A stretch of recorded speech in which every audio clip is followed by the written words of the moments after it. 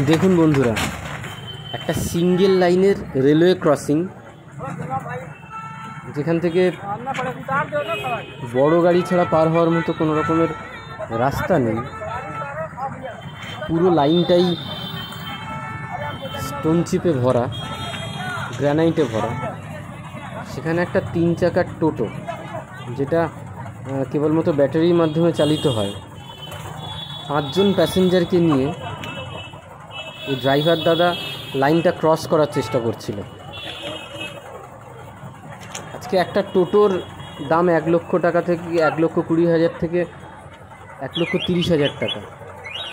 কিন্তু তিনি যদি এই গাড়িটাকে কষ্ট করে কিনতেন, অবশ্যই কষ্ট করে কিনেছেন, তাহলে ওনার উচিত ছিল প্যাসেঞ্জারকে আগে নামিয়ে এইটুকু পথ গাড়িটাকে আস্তে করে ওপাশে নিয়ে গিয়ে তারপর প্যাসেঞ্জার তোলার। কিন্তু উনি তা করলেন না, হয়তো বীরত্বের জন্য করলেন না। প্যাসেঞ্জারগুলোকে দেখে মনে হলো না যে উনি যদি আগে অনুরোধ করতেন তাহলে প্যাসেঞ্জার নেমে যেতে আপত্তি করতেন। এখন এই সিঙ্গেল একটা রেলওয়ে ক্রসিং,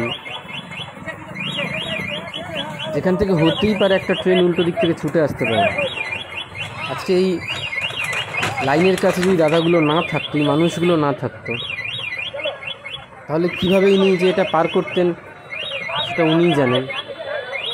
এবং সেই সাথে সাথে গাড়িটাকে যেভাবে পার করা হচ্ছে,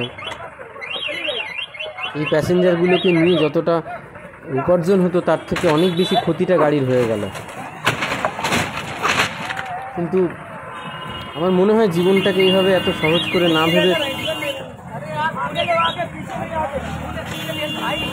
সময়, সুযোগ, সুবিধা অনুযায়ী নিজেকে ব্যবহার করা, নিজের বুদ্ধিটাকে চালনা করা অনেক বেশি কাজের। বীরত্ব তো দেখানোর জন্য অনেক জায়গা রয়েছে। যাই হোক, সেখানকার মানুষগুলোর সাহায্যে ফাইনালি গাড়িটা পার করলো।